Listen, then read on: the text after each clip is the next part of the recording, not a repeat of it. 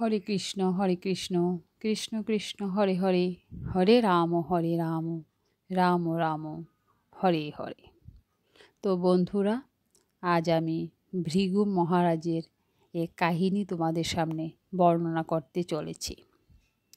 ভৃগু নামক এমন একজনের কথা আমি বলবো, যিনি এত বড় দুঃসাহসী, যিনি ভগবানের বুকেও পদচিহ্ন এঁকে দিয়েছিলেন।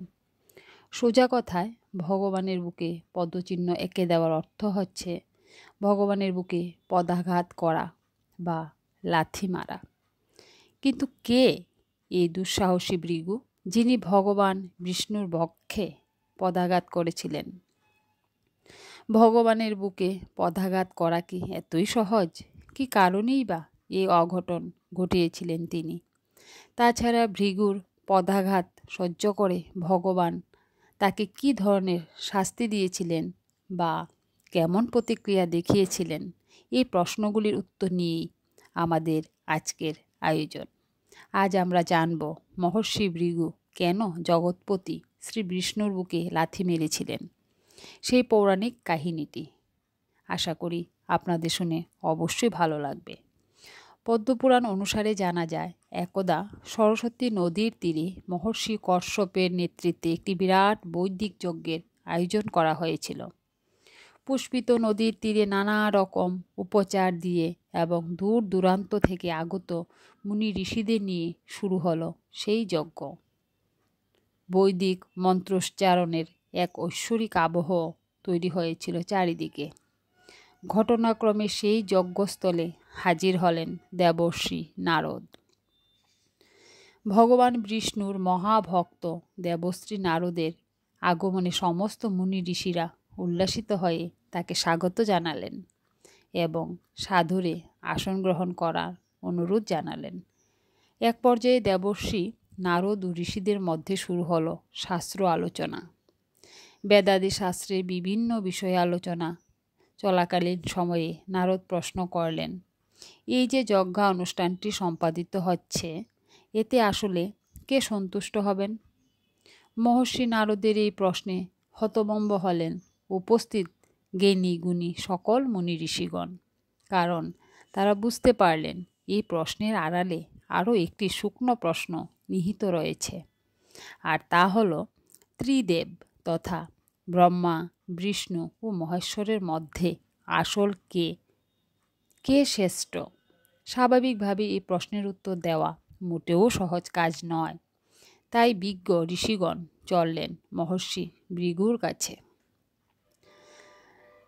এই ভৃগু ঋষি ছিলেন অত্যন্ত জ্ঞানী ও বুদ্ধিমান। তিনি একাধারে সপ্তর্ষিদের একজন, জ্যোতিষশাস্ত্রে অসামান্য জ্ঞানের অধিকারী, ভার্গব বংশের প্রতিষ্ঠাতা, প্রজাপতি ব্রহ্মার সন্তান এবং ভৃগু সংহিতা গ্রন্থের প্রণেতা। এ সকল কারণে যজ্ঞরত ঋষিগণ মহর্ষি ভৃগুকে বেছে নিলেন তাদের প্রশ্নের উত্তর খোঁজার জন্য।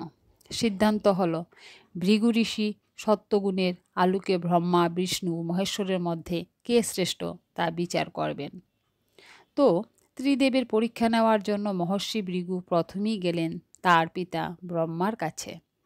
ভগবান ব্রহ্মা তখন ধ্যানস্থ অবস্থায় তার 4 মুখ দিয়ে 4টি বেদ পাঠ করে চলেছেন। এরপর ভৃগু ঋষি তার পিতাকে কোনো প্রকার সম্মান না দিয়ে তার ধ্যান ভঙ্গ করলেন। ব্রহ্মা তার মানসপুত্রের এমন আচরণ দেখে কিছুটা বিস্মিত হলেন। বললেন, হে পুত্র, আমার নিকটে তোমার আগমনের অভিপ্রায় নিবেদন করো। ভৃগু ঋষি বললেন, হে পিতা, আমি একজন ঋষি, কিন্তু আপনার লোকে এসে আমি কোনো সম্মান প্রাপ্ত হলাম না। এতে আমি অসম্মানিত বোধ করছি। পুত্রের এমন স্পর্ধা দেখে ক্রুদ্ধ হলেন ব্রহ্মা। বললেন, মূর্খ ভৃগু, আমার পুত্র হয়ে আমার আলোয় এসে আমার কাছে সম্মান প্রাপ্তির কথা বলছ? আমি তোমাকে অভিশাপ দেব। ভৃগুমুনি তৎক্ষণাৎ স্তব করে ক্রোধ শান্ত করলেন প্রজাপতি ব্রহ্মার। তিনি তার পুত্র হওয়া সুবাদে ক্ষমা প্রার্থনা করলেন ব্রহ্মার কাছে। প্রজাপতি ব্রহ্মাও তাকে নিজের পুত্র বিবেচনা করে তাকে অভিশাপ দেওয়া থেকে বিরত থাকলেন। তবে তাকে এই বলে সতর্ক করলেন যে ভবিষ্যতে যদি এই ঘটনার পুনরাবৃত্তি ঘটে তাহলে তিনি তাকে অবশ্যই অভিশাপ দেবেন। এরপর পিতার কাছ থেকে বিদায় নিয়ে মহর্ষি ভৃগু চললেন দেবাদিদেব মহাদেবকে পরীক্ষা করতে। তখন দুর্গম কৈলাস পর্বতের শিখরে তুষার বেষ্টিত হয়ে ধ্যানমগ্ন হয়ে আছেন দেবাদিদেব মহাদেব, আর বাইরে প্রহারায় ব্যস্ত নন্দী মহারাজ। ভৃগু ঋষি নন্দী মহারাজকে বললেন তার দেবাদিদেবের সাথে সাক্ষাতের অভিপ্রায়, কিন্তু আপত্তি করলেন নন্দী মহারাজ। তিনি বললেন, শ্রী ভোলানাথ এখন গভীর সমাধিতে লীন, এখন কোনোভাবেই তার ধ্যান ভঙ্গ করা উচিত হবে না। নন্দী মহারাজের এমন প্রবল আপত্তির সত্ত্বেও মহর্ষি ভৃগু নাছুর বান্দা। তিনি শিবের সাথে সাক্ষাৎ করার জন্য বাদানুবাদে লিপ্ত হলেন নন্দীর সাথে, এবং সবশেষে নন্দীর বাধা উপেক্ষা করে উপস্থিত হলেন ধ্যানরত মহাদেবের কাছে। পরিকল্পনা মোতাবেক তিনি এবারও অনেক কর্কশভাবে ধ্যান ভঙ্গ করলেন শিবের। প্রকৃতিস্থ হয়ে শিব জিজ্ঞাসা করলেন, হে মুনিবর, দয়া করে আপনার আগমনের হেতু আমাকে জ্ঞাত করুন। উত্তরে আরও কর্কশভাবে ভৃগু ঋষি বললেন, হে মহাদেব, আমি শুনেছি আপনার দরজা নাকি সকল মুনি ঋষিদের জন্য সর্বক্ষণ খোলা থাকে, কিন্তু আজ আমি আপনার কাছে আসার সময় নন্দী মহারাজ কর্তৃক কি আমাকে বাধা দেওয়া হয়নি? ঋষি এমন উত্তপ্ত বাক্য শুনে শিব তাকে শান্ত করার চেষ্টা করলেন, কিন্তু ভৃগু তার পরিকল্পনা মাফিক মহাদেবের সাথে উচ্চ বাক্য করেই চললেন। এক পর্যায়ে ক্রোধের উদ্বেগ হল দেবাদিদেবের। তিনি তার ত্রিশূল হাতে নিয়ে উদ্যত হলেন ভৃগু ঋষিকে বধ করার জন্য। এমন সময় ঘটনাস্থলে ছুটে এলেন মাতা পার্বতী। তিনি অনুনয় করে থামালেন শিব ও তার ত্রিশূলকে। রক্ষা পেলেন ভৃগু। শিবের ত্রিশূল থেকে নিস্তার পেয়ে ভৃগু এবার চললেন জগৎপতি শ্রী বিষ্ণুর কাছে। বৈকুণ্ঠে শ্রী বিষ্ণু তখন শেষনাগের উপর শয়ন করে যুগনিদ্রায় রত। তার পাশে বসে তার পদসেবা করছেন দেবী শ্রীলক্ষ্মী। এমন সময় সেখানে উপস্থিত হলেন মহর্ষি ভৃগু। ব্রহ্মা এবং শিবের মতো তিনি এবারও শ্রী বিষ্ণুর সাথে তার কর্কশ আচরণ শুরু করলেন। উদ্দেশ্য শ্রী বিষ্ণুকে উত্তেজিত করা, কিন্তু বহুক্ষণ চেষ্টা করেও তিনি শ্রী বিষ্ণুর মনোযোগ আকর্ষণ করতে পারলেন না। শ্রী বিষ্ণু ভৃগুর আলাপচারিতায় ন্যূনতম কর্ণপাত না করেই নিদ্রায় আচ্ছন্ন হয়ে রইলেন বরাবরের মতো। ভৃগুমণি তার কর্কশ আচরণ ধারা এবং অপশব্দ প্রয়োগ করেও তখন বিষ্ণুর নিন্দাভঙ্গ করতে পারলেন না। তখন তিনি এক অঘটন ঘটিয়ে বসলেন। অঘটনটি হচ্ছে, তিনি ঘুমন্ত শ্রী বিষ্ণুর বুকে প্রবলভাবে পদাঘাত করেন এবং তার যোগ নিদ্রা ভঙ্গ করার চেষ্টা করেন। শ্রী বিষ্ণুর বুকে লক্ষ্মীর আবাস। ভৃগুমুনি সেখানে সজোরে পদাঘাত করায় ঘুম ভাঙল শ্রী বিষ্ণুর।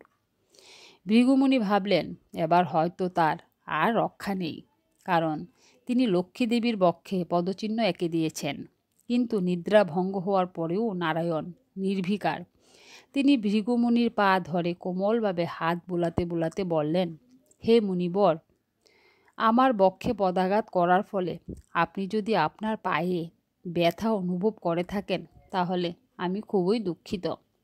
উল্লেখ্য, ভৃগুমুনির পায়ে তার একটি তৃতীয় নয়ন ছিল। এই নয়ন মূলত ক্রোধ, হিংসা, অহংকার ও অধমের প্রতীক। শ্রী বিষ্ণু মুনির পায়ে হাত বুলাতে বুলাতে সেই চক্ষুকে আলতো করে একটু চাপ প্রয়োগ করলেন। ফলে অহংকার নাশ হল ভৃগুমুনির। তিনি লুটিয়ে পড়লেন জগৎপতি শ্রীনারায়ণের চরণতলে। বললেন, হে প্রভু, আমাকে ক্ষমা করবেন।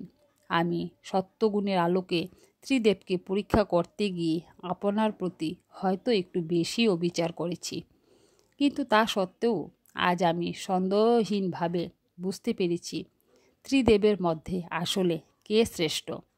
উত্তরে শ্রী বিষ্ণু ভৃগুকে বলেন, হে মুনিবর, আমাকে পদাঘাত করার জন্য আপনার দুঃখী হওয়ার কারণ নেই, কারণ আপনারই কৃতকর্মের মধ্যে একটি মহান উদ্দেশ্য লুকিয়েছিল।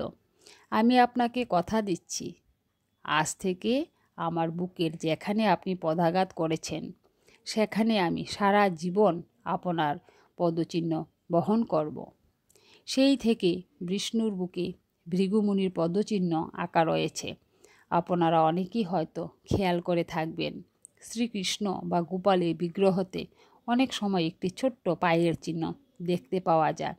এটি আসলে সেই ভৃগুর পায়ের চিহ্ন। হরে কৃষ্ণ কৃষ্ণ কৃষ্ণ হরে হরে, হরে রাম রাম রাম হরে হরে। তো বন্ধুরা, কথাগুলি শুনে যদি ভালো লাগে অবশ্যই পাশে থাকবেন ও একটি কমেন্টসের মাধ্যমে হরে কৃষ্ণ লিখে দেবেন।